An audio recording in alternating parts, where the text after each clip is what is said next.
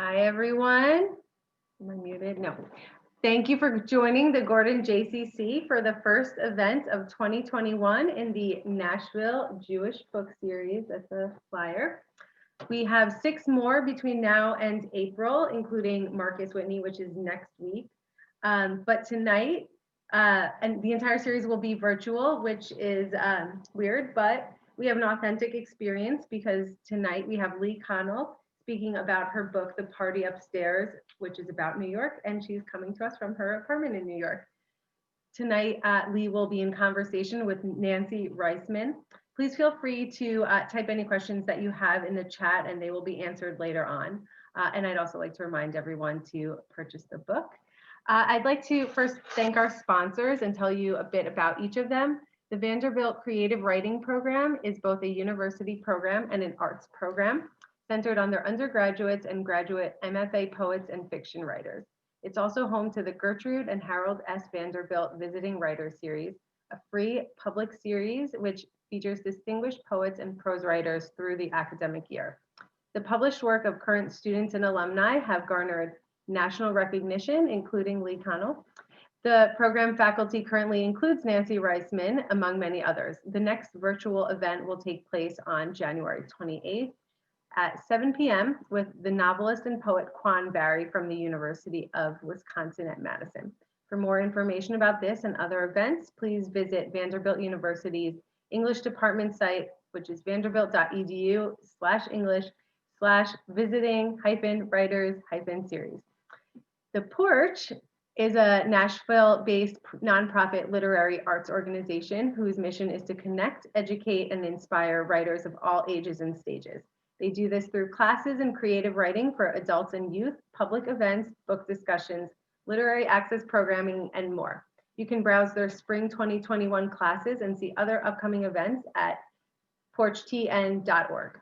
They asked me to mention that this weekend they'll be hosting visiting writer Crystal Wilkinson, a native of Kentucky, as the first in their spring 2021 BIPOC Visiting Writers Series. Crystal will teach a class called The Art of Radical Revision on Saturday at 2 p.m., and that's in Central Time, and will give a reading following the class. Also coming up is a special food writing workshop with guest chefs, and this benefits the Porch's Immigrants Write program. For information on both happenings, please see their website's homepage. We would also like to thank Vanderbilt University's Jewish Studies Department for their support. So thank you again for all 3 sponsors. And before I welcome tonight's moderator, I'd also like to thank Amy Goldstein, who is our fabulous author series chair, along with the rest of the committee, which includes Nancy Reisman, who will be moderating tonight's talk. She is the author of the novels, I know I'm saying this wrong, but Trump, Loy, and The First Desire, a New York Times notable book, and the short story collection House Fires, recipient of the Iowa Short Fiction Award. Her work has appeared in numerous journals and anthologies, and she's received awards and fellowships from the Foundation for Jewish Culture, the National Endowment for the Arts, and the Tennessee Commission for the Arts, among others. She was born in Buffalo and joined Vanderbilt's creative writing faculty in 2015. She currently teaches fiction writing and craft in the MFA and undergraduate programs. So please welcome Nancy. Thanks so much, Alex. And it's really an honor and a pleasure to be here with Lee tonight. And I'm so glad so many of you could join us. Those of you who are already familiar with the novel, The Party Upstairs, know that it centers on a secular Jewish family living in Manhattan, and it takes place over the course of one day. The perspective moves back and forth between a middle-aged father named Martin and a 24-year-old daughter named Ruby. Martin being the longtime superintendent of an upscale apartment building, or what has become an upscale apartment building, a job which provides the family with housing, the basement apartment, and also never seems to stop. Ruby is 24, an artist who specializes in dioramas and loves natural history. She's out of college, she's out of work, and she's just split up with her boyfriend and moved back to the parents' apartment where she grew up. So as you'd guess, it's a complicated time for Martin's and Ruby's relationship.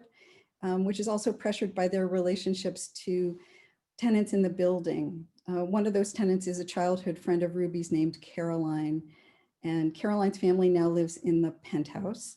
And on this particular day, when the stresses of the family's finances, Ruby's unemployment, Martin's terms of employment, the tenant's demands, and the entitlement in Caroline's circle all pile up, Caroline has planned a party.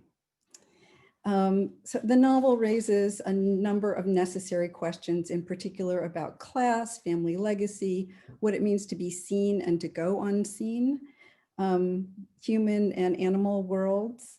And it raises these questions through empathy, sly, subversive humor, and what I think I might call the resources of bewilderment. So it's a beautiful novel and a funny novel, and I'm so glad to have this chance to hear from Lee and to talk to her about it. And so with that, I'm going to turn this over to her. Thank you so much, Nancy, for that beautiful introduction and also a really good summary. I really struggle with the summary. I might steal some of that. I'm so grateful to be here and thankful to you, the Gordon JCC, Alex, Heller, Amy Goldstein, and the Jewish Book Series Committee, and the Porch and Vanderbilt Creative Writing too, of course. And it's really nice to sort of name those places that have been so meaningful to me when I lived in Nashville. So even though this is like a strange virtual thing, it feels kind of like being there a little bit. And thanks everybody for showing up during such a time that feels really fictional to talk about some fiction. I'm just gonna read it twice today. First, I'm gonna read a little from the beginning at the beginning of our discussion, and then a little from the middle at the middle of our discussion. And both excerpts are gonna take place in two different basements. The first part I'm going to read, I like to read this part a lot because so much of what inspired me in writing this novel was thinking about space. It was something I thought a lot through Nancy's classes, actually. And we would talk about the way that certain spaces for different characters occupied like memories from the past, anxieties for the future, and of course the present moment itself. And so in the party upstairs, the building that Martin kind of takes care of isn't just a space he occupies, it's a space he's really preoccupied with, and it enters his mind all the time. So I'm gonna read just, all you need to know for this first part is that one, it's a really long sentence, so a little breathless.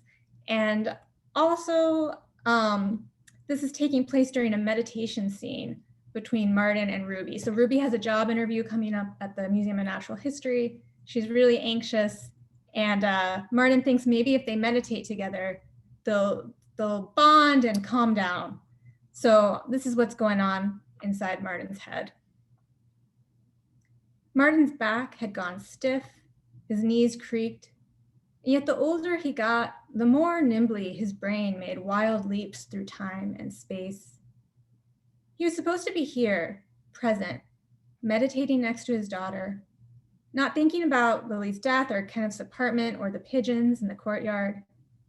He breathed in, he breathed out. But then the heat pipe in the living room thumped, and he remembered how the woman in 4B had recently complained about the thumping sound coming from 5B, which was caused by the private tango lessons the woman in 5B was taking with the woman in 2C, who had recently divorced the man who had once lived in 7D and who had lost his job in advertising just around the time Ruby graduated, and now was in the process of selling his apartment to an heiress whose financial consultant lived in 6C and had complained recently about a leak caused by the attendant to the sick lady in 7C, who poured grease down the kitchen sink, didn't know any better, and who rode the subway from the Bronx every morning with the nanny in 3A, whose young charges tried to poison with cayenne-infused chocolate the pair of yipping Yorkies in 3D, an act of pure malice that didn't much bother anybody, but especially not the attorney in 7A who had seen the dogs pissing directly onto the red and white impatiens she had asked to be planted in the tree pit outside the building, which were popular flowers with some in the building, yes, but others, like the real estate guy from Lyon in 6B, and the financial consultant from Moscow and 8C felt impatiens were tacky and populist and had tried to advocate for something more elegant.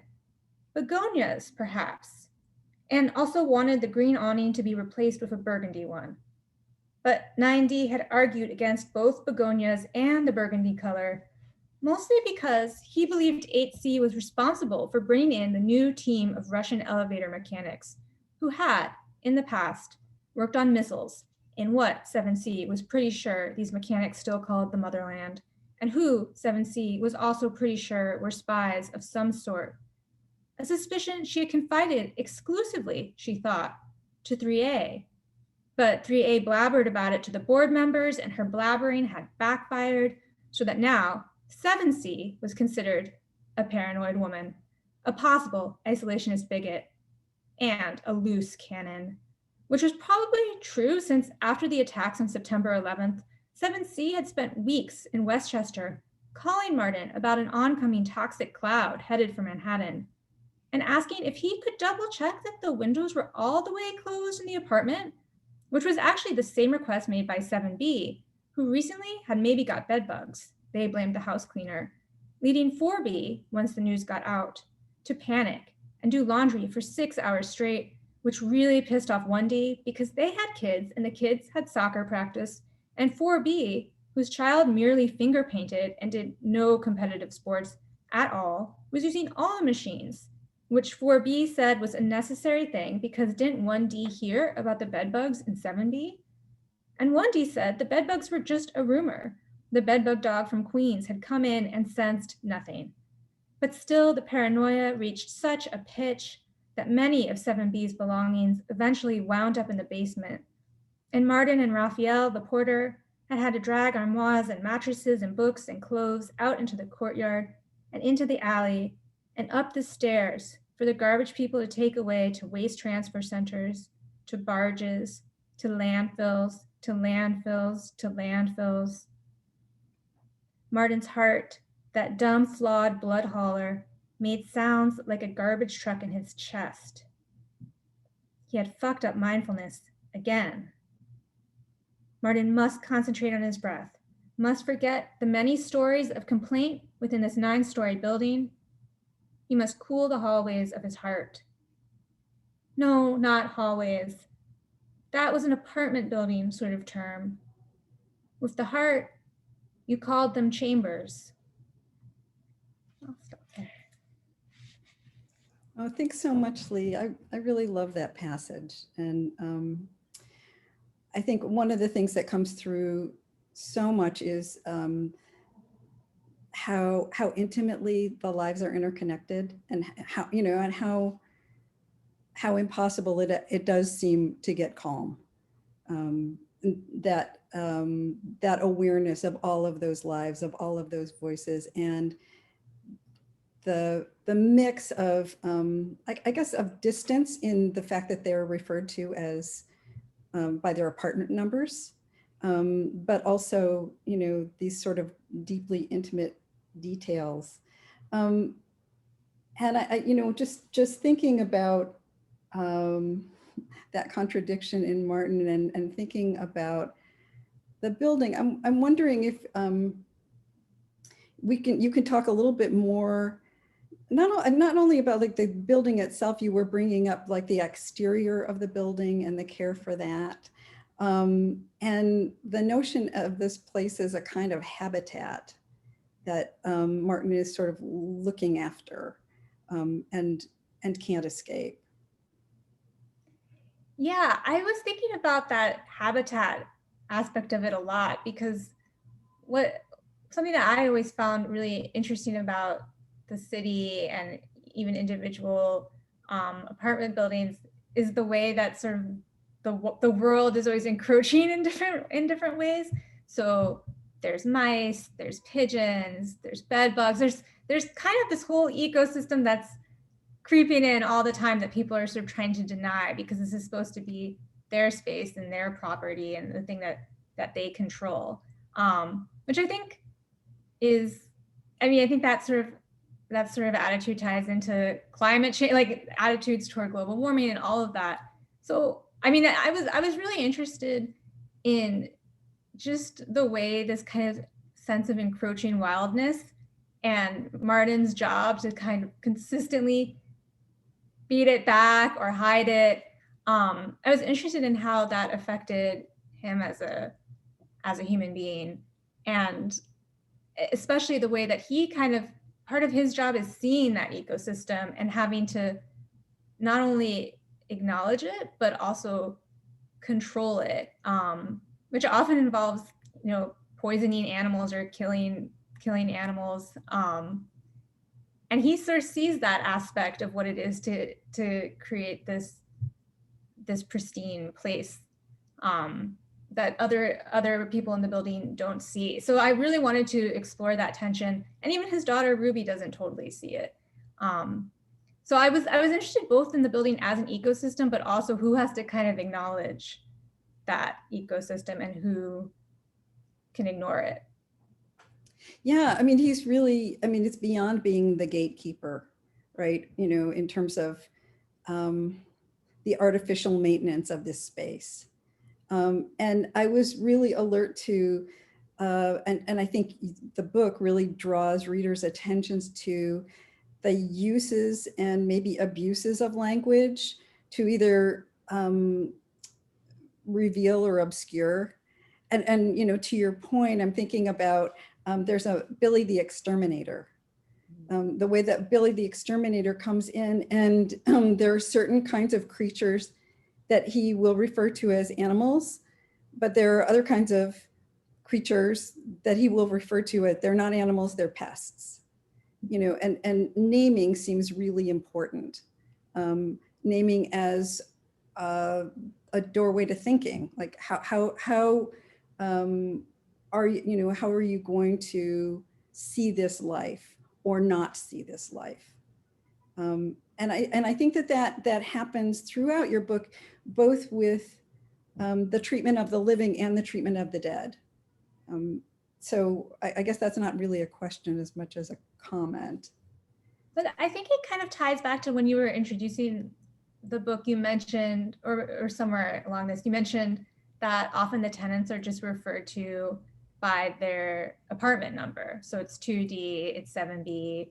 And so I think there's like this interesting power in language, but also in naming. And you see it in multiple ways with how Martin is naming things in the building. So it's interesting to me that like sometimes they're animals and sometimes they're pests, but the people who live in the building sometimes also have to be kind of cloaked, right?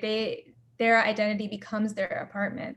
And I think that in some ways that's just a practical thing. There's all these apartments, but I think it also allows for a little bit of power, right? That like, even if there's a lack of willingness to empathize in some ways through that act of naming, it's also a way of kind of almost asserting your own, maybe, I know I keep saying power, I guess I mean power, right? A little bit of asserting your own distance, maybe. Yeah, and it's one thing that clearly Martin's aware of, and that he and Ruby talk about, right? Because, you know, she at one point is wants to, you know, sort of pushing him on recognizing the full humanity of everybody who lives in the building all the time. And, you know, and he says, well, there's a wonderful passage that, you know, he was aware that just as his full humanness didn't register with all the tenants, theirs didn't always register with him. You know, and it's beyond his pay grade to happen. And I thought that you put it so succinctly, and it just seemed true, you know, true to his experience, and also I felt like it was a little bit of a key to reading the book, that not all characters, you know, could get that full view. Yeah, you know, I've been thinking a lot lately about sort of the term essential workers and how that became like a name for people who are doing Martin's sort of job. And how even though that there's a lot of like things that sound really nice and like empathetic in that term, it's also another way of kind of grouping people and de-individualizing them. So it's something that Martin experiences all the time in his work, right? Where it's like he has a name, and sometimes tenants make a big show of calling him by his name, but they sort of think of him as the super. And that he's sort of being pressured by his daughter to do the work of having to constantly see them as full human beings all the time, when he often doesn't feel like that's reciprocated, or when he sees it happening, it's almost a little bit like a show on the part of some of the tenants, like, look at me, I'm treating you as a human, and that makes me a good human. So I was interested in, I mean, I think empathy is like a very important, powerful thing, but it can also be sometimes a display more than this kind of conscious act. And so I think Martin in that moment is in some ways calling, in his own mind, calling Ruby out a little bit. And also just complicating that idea of like of having to constantly do the work when he's already doing all this work for the tenants, and then he also has to do the work of constantly humanizing them. That is sort of above his pay grade. Yes. Well, I want to talk a little bit about Ruby and how some of these dynamics in the building affect her, and especially her relationship with Caroline.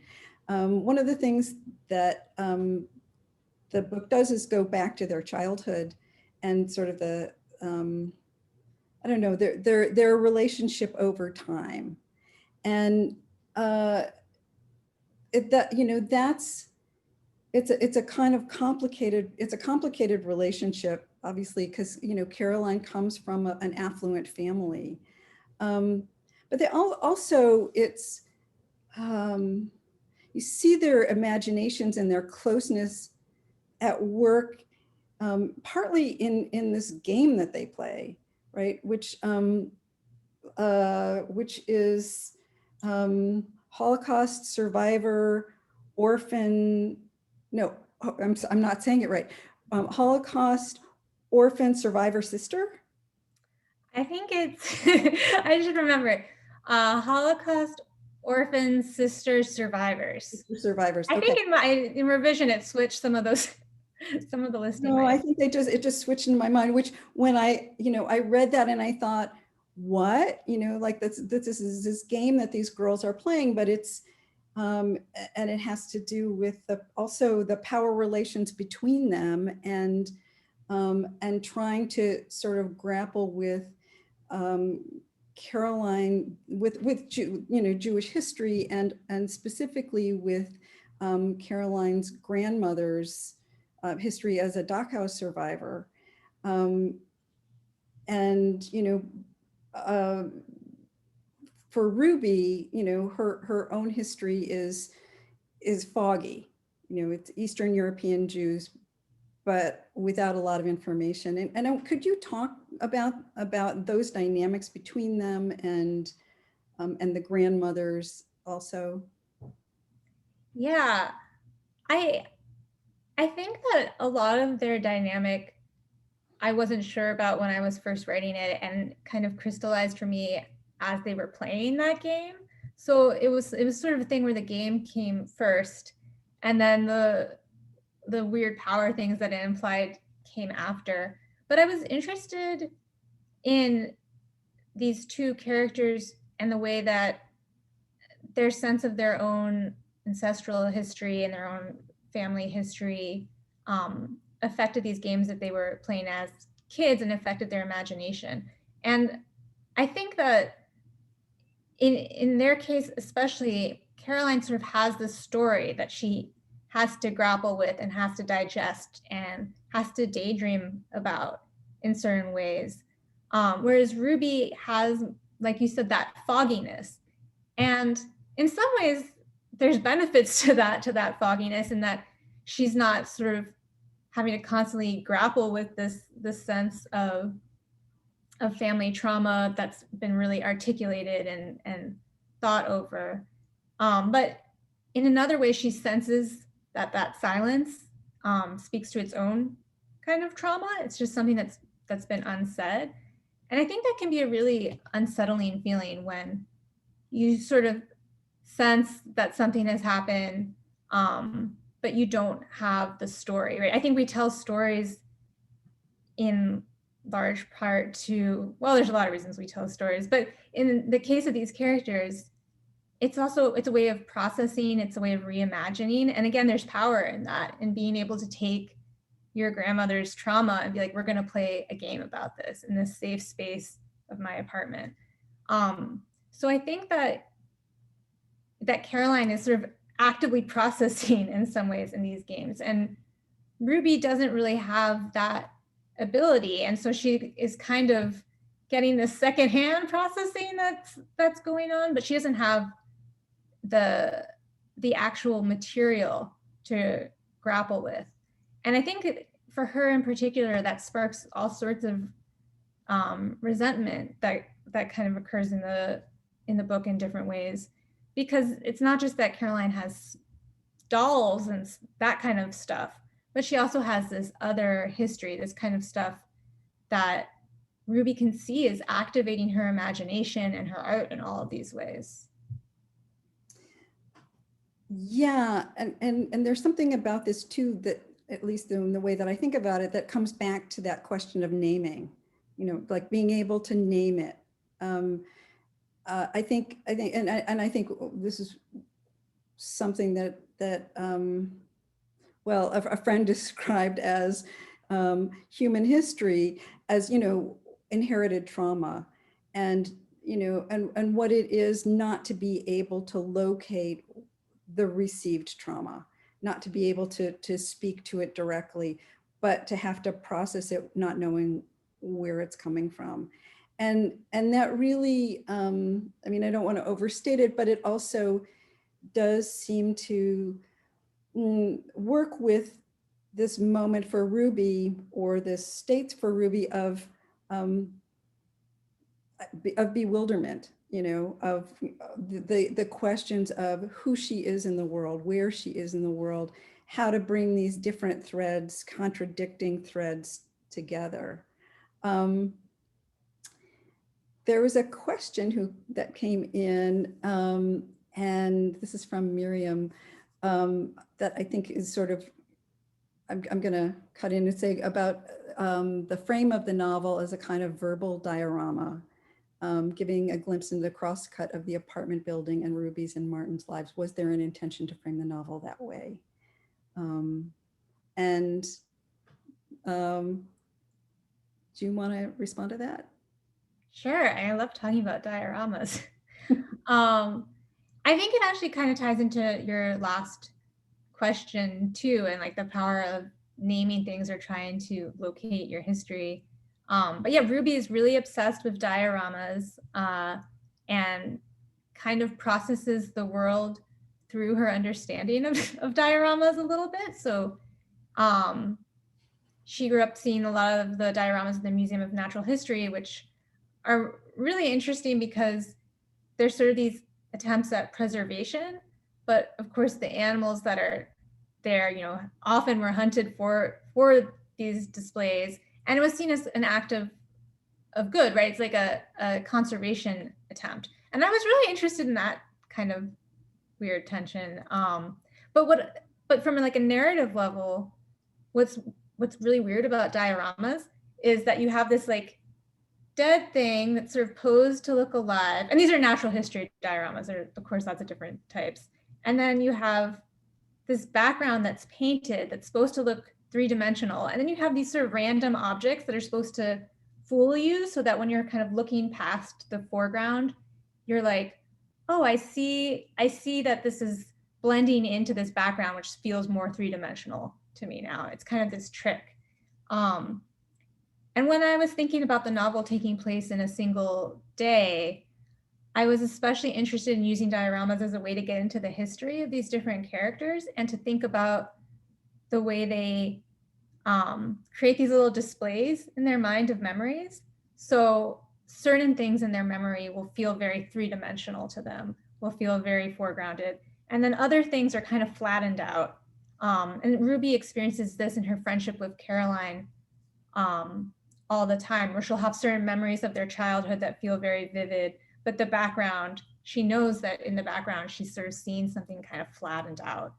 She's not really able to get the full depth of what's going on. And yeah, I was interested in framing the novel in that way because I wanted to play around with the idea that in a single day, these characters' memories were kind of these displays, and they were constantly navigating like other characters who they had flattened or almost killed in a way, characters who existed in this very preserved way where they almost couldn't interact with each other as they were. And so that's the big problem with Ruby and Caroline, and Ruby and her father to some extent, is they sort of see past versions of themselves, these kind of preserved dioramas, and they have to figure out ways to interact with the actual dynamic moment and like these changing people in front of them. So it seemed fun for a novel too, because it helped me think about the characters and their own memories and how they were framing them for each other.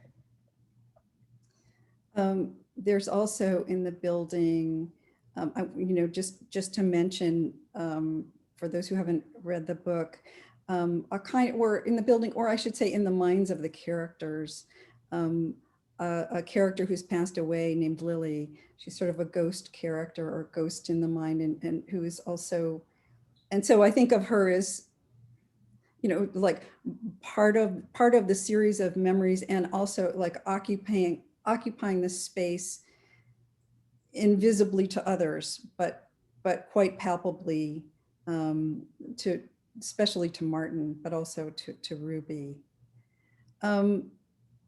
With your mentioning the museum, and I'm thinking about the time that we have, I'm wondering if you would read a little bit more for us, and I'll come back into conversation, and I would just encourage everyone who has questions or is thinking about questions, if you would send them along. We'll have some time for Lee to respond to them. Thank you. Now I want to read a ghost scene, but I'll read what I was going to read. This is a scene, as I said, sort of in the middle of the book, and I feel like I'm not going to get into the full thing of it, but what you do need to know is that Ruby has just had her job interview at the Museum of Natural History. It hasn't gone great. She's walking home. She's kind of angry. And she runs into this guy, Andy, who she met at one of Caroline's parties. And they vibed. There was like a vibe. So he's just sort of sitting out on the steps of this brownstone where he lives. And it turns out that his parents own the building. They're divorcing and they're selling it. And he's kind of occupying this empty space. They're letting him just stay while they move all their stuff out. And when he sees Ruby, he invites her in. He actually invites her down to the basement, where he says he has a surprise waiting, which sounds a little unnerving to Ruby, but she still goes because she's kind of in that frame of mind after her terrible job interview. So they've just descended into the basement. And here's the surprise. Andy was now looking at a great hulking mass, enshrouded in bubble wrap, sitting on top of a pile of cardboard. Can you guess what that thing wrapped in plastic is, Ruby? Nope. That is the bubble-wrapped head of a black rhinoceros. Andy beamed. That's my surprise. Rhinoceros. My great-grandfather shot it a long time ago and left it to my grandfather, who left it to me. Do you know that there's only about 30 of this particular type of rhino left in the world now? Maybe fewer. They're going to be extinct one day soon. They might be extinct already. The bubble wrap seemed like it might start to move with the rhino's breath. Ruby's own breath changed the drift of dust motes down here. This basement wasn't a set piece, wasn't a diorama. It was a wrecked museum. Andy tugged at the strap of the camera around his neck and asked, "Will you put the head on?" "What?" "I want to take your picture. Will you wear the rhino head?" Andy must have taken that as a yes. He began to slowly unwrap the bubble wrap. The rhino's glaucous, glassy eyes reflected the slightly swaying light bulb. Its nostrils were bigger than its eyes, and somehow more real. The basic physics and logistics of wearing the head were unclear to Ruby. What was it like to own something your great-grandfather had killed? To be able to hold the skin of a beast and point to it as physical evidence of an ancestor's human life? She didn't even know in what sorts of ways her own ancestors had fled their own deaths. "They got out of Dodge," was all her mother would say. Dodge presumably being the most official name she had for whatever vaguely Eastern European place they had left behind. Andy finished unwrapping the head. "Okay, you ready?" "How exactly am I supposed to wear that?" "So technically you won't wear the head. You'll lie down and I'll place the head on your chest in such a way that your actual head will be concealed." "Oh, it's like a magic trick. The camera creates the illusion. You've done this before." "Well, with my sister once or twice, just goofing around." "Why didn't you take her picture?" "Well, I did, but I want to take yours." "I don't know. I'll pay you." "Oh, yeah?" She must not sound desperate. "How much?" The number he told her made her gasp audibly. It would cover her credit card bill for this month and even some of her student loan payment. Andy smiled again. "You're worth it," he said. "Your body's expressive, you're fairly tall, you've got a long torso, proportionally speaking, and your features are symmetrical enough." "That's all I've ever aimed for in life." She tried to smile back. "Symmetrical enough. My point is, you could definitely model, like in this cool, unexpected way." Which was definitely a line, or an insult, or both. How often it wound up feeling like both. "Actually," Andy went on, "thinking about it as modeling is probably the wrong approach. It's not like you have to be my subject. This could sort of be like an artistic collaboration. I mean, if you're interested.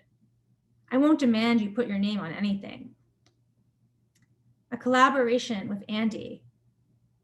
The very thing Caroline had spoken of so longingly this morning. "Well," Andy said. Ruby pointed to the rhino head. "Don't you feel bad?" "About what?"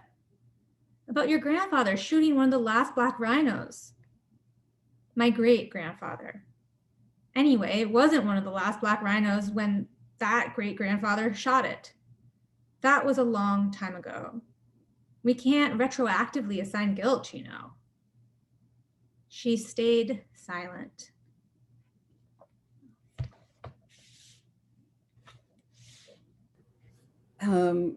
So that is just, to me, such a creepy, yes, surprising scene. And when I think about permission not to think of the full humanness of all characters, Andy is one of the people that I actually think of. And that moment, and I also hear Lily's voice from earlier in the book when she talks about the difference between education in the dioramas in the museum and trophies, right? And so, and it's so beautifully, I would say distant enough so that when it comes back up, there's this sort of memory echo of like, oh yes, we've been talking about this. So thank you for reading that. Yeah, thanks for suggesting. I'm always a little nervous to read that because it's so far into the book, but writing that rhino head scene and as it plays out was was some of the most fun I had writing the book, even though it's creepy. It was fun in that creepy way to write. Yeah, and can you, I'm gonna ask you one or two more questions, and we also have some other questions starting to come in. And again, if other people have questions, please send them along. But this, you know, what I guess would say that the gender politics, you know, are in focus here, and also in Ruby's relationship with John, now her ex. And I wonder if you could just speak to that at all, what you were hoping to convey in the interactions with Andy and with John, and, you know, this moment for Ruby in her life. Yeah, I think that I was interested in conveying different things with both John and with Andy. With Andy, I was especially interested in kind of the way he uses this lure of artistic equality between them, like the two being collaborators, as a way to then kind of subject her to things, right? And to kind of frame her in this specific way. And Ruby doesn't quite understand what's happening at first, and that there is still this kind of power game going on. And she's at first almost sees herself also using him, right? She's also wanting to collaborate in this way and thinking how it will help her. But I was interested in Andy. I'm glad you brought up the empathy thing, actually, especially because as I was writing this character, I was kind of like, I mean, maybe Ruby could be interested in whatever like backstory has that causes him to sort of feel this need to perform empathy with these different people that he has power over. And his way of performing empathy is to kind of frame their stories in ways that make him feel comfortable and makes him feel like he's doing good, without really engaging with them. And I kind of felt it was important that there were certain characters that Ruby and Martin resisted fleshing out in their minds in some ways, and kind of resisted diffusing some of these power plays that they felt themselves subjected to multiple times. So I think there's a lot of gender politics in that too, but there's also class politics going on there. And so there's the male gaze, but it's sort of the male gaze subverted by this promise of like, we're a team here, we're in a partnership.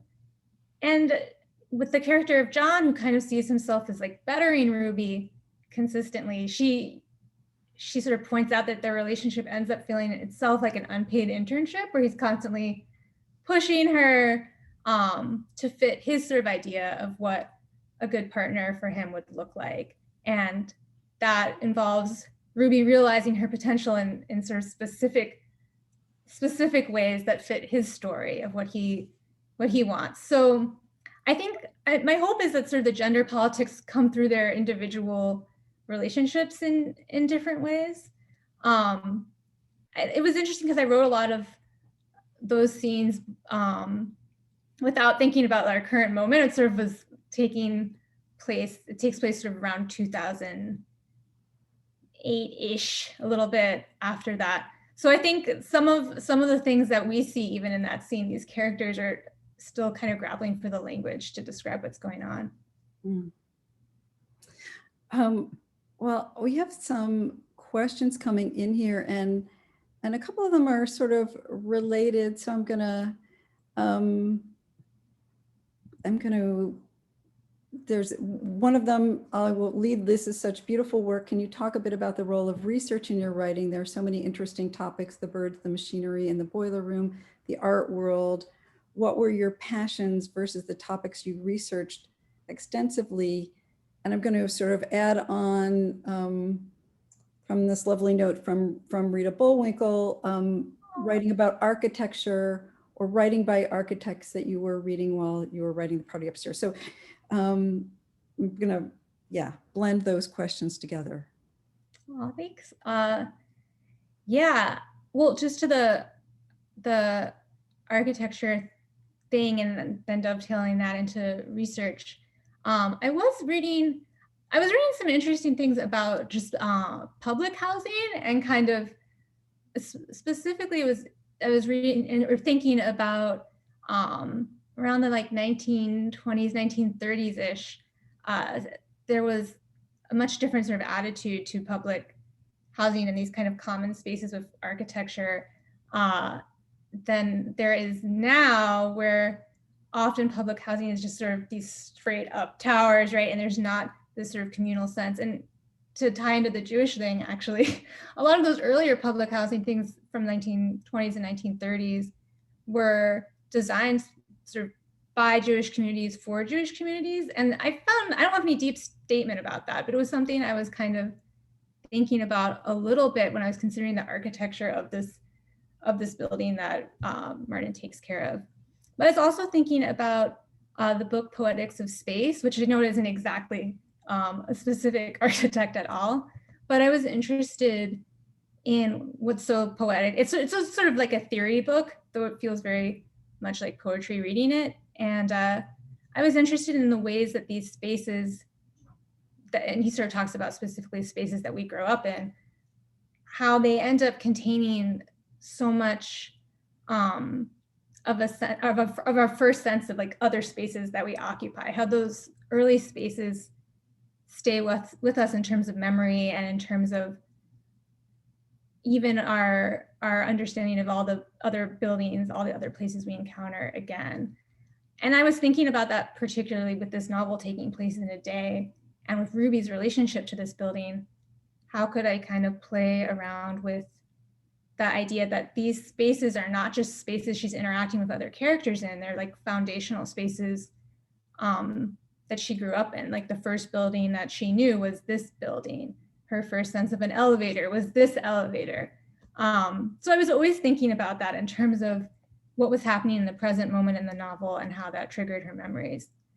As far as research goes, I'm a big procrastinator. I actually have to be careful about it, but I'll procrastinate in ways where I think I'm like doing research for whatever I'm working on.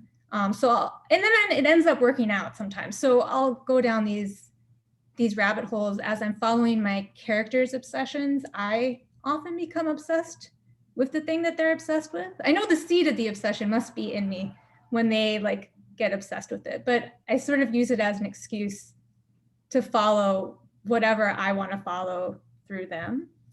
So often this will involve long notes of things that I never actually end up using, but it feels a little like dreaming when I'm researching some of these things. I just sort of allow whatever thing, like reading a book about dioramas will lead me to some other thing.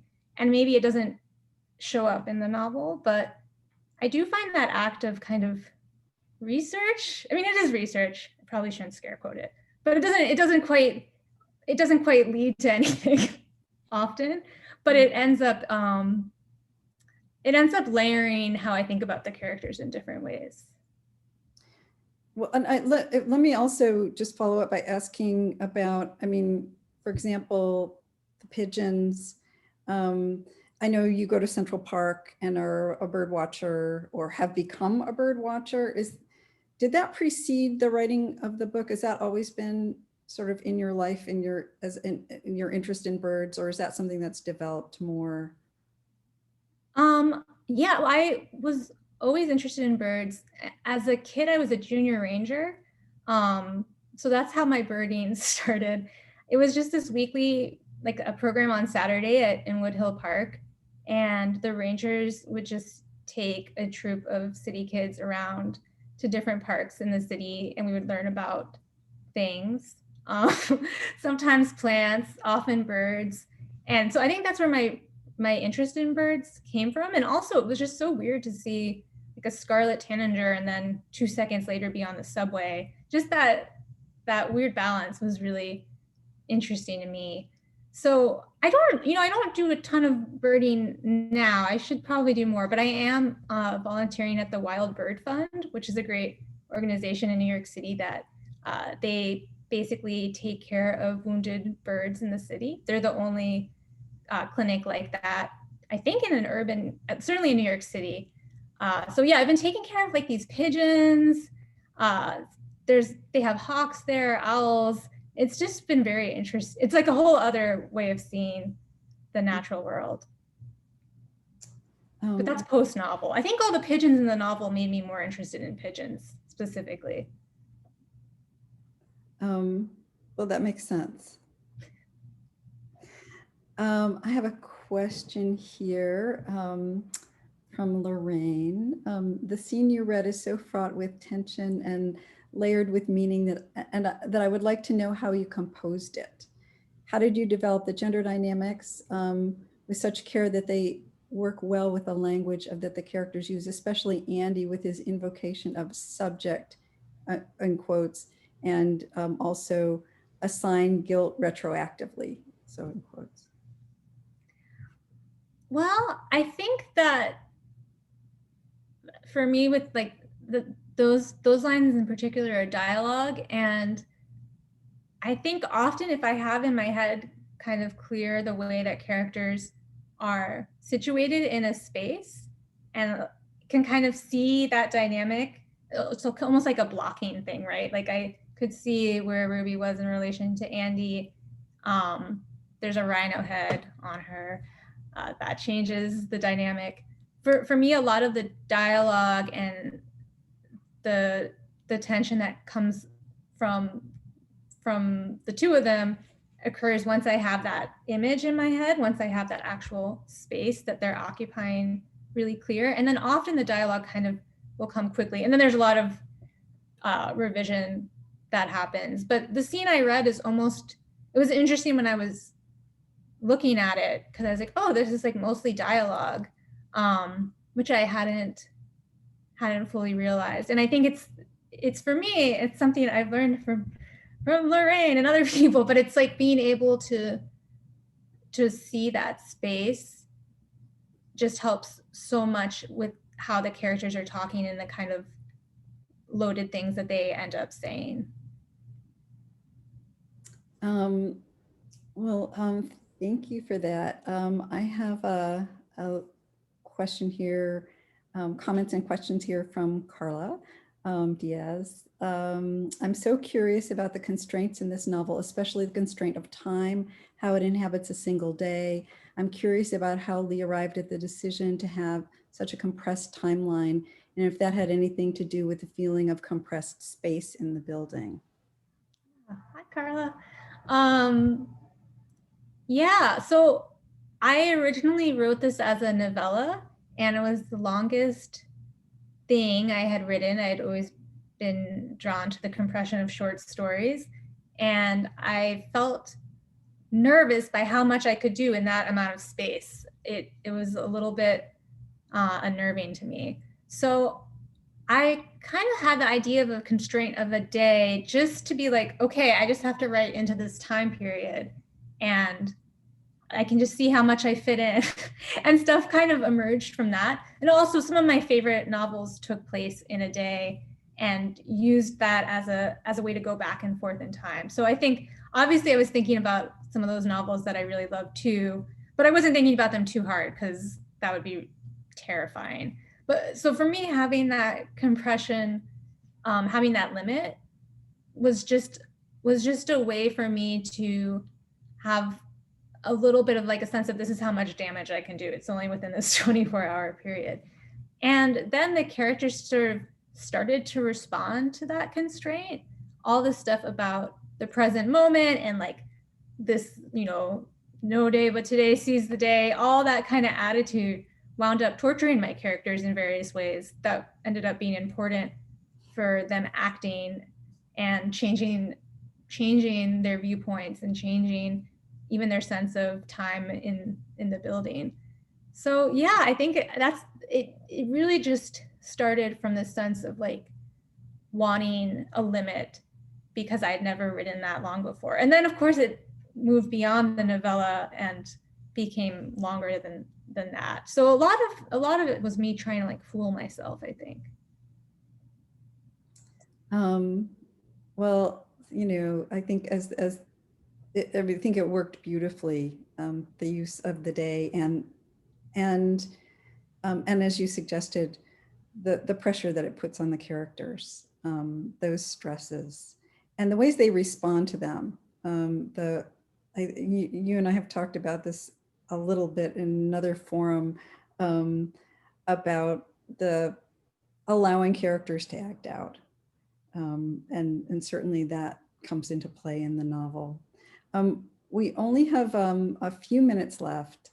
And Lee, I'm just wondering if, I know this is a sort of common question, but I think an important one, because some of the people who have joined us may be emerging writers and, or maybe, hoping to do some writing that they, and haven't tried it out, or just beginning to give it a try. And I would just ask you if there's anything that you usually recommend to newer writers, or anything that you feel was really helpful in your learning as a newer writer.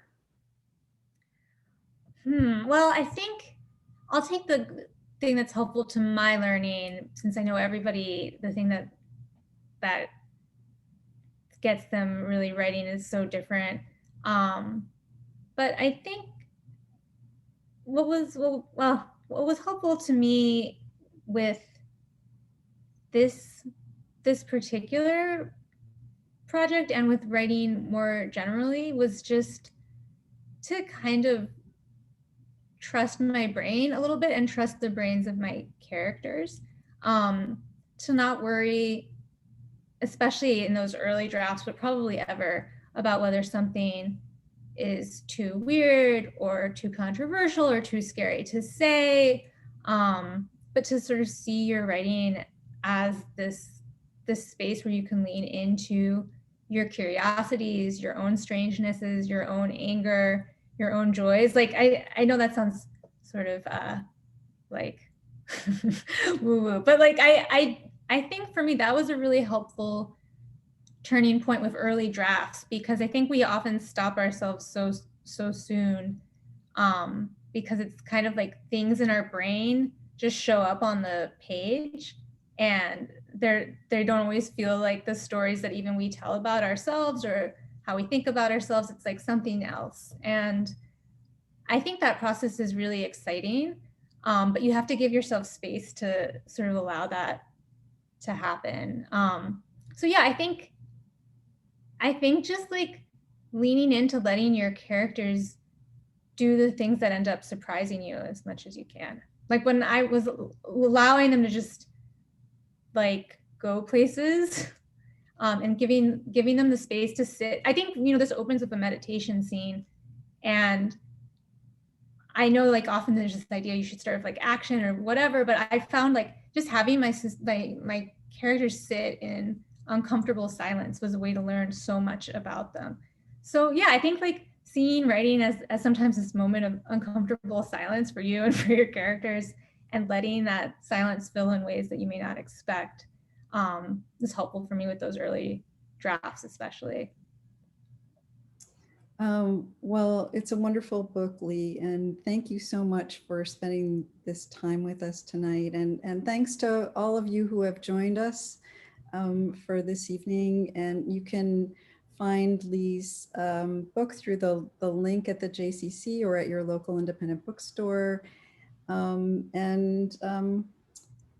Wish you all well. Hope you can make the next events here and at Vanderbilt campus. So good night to everyone. Thank you so much.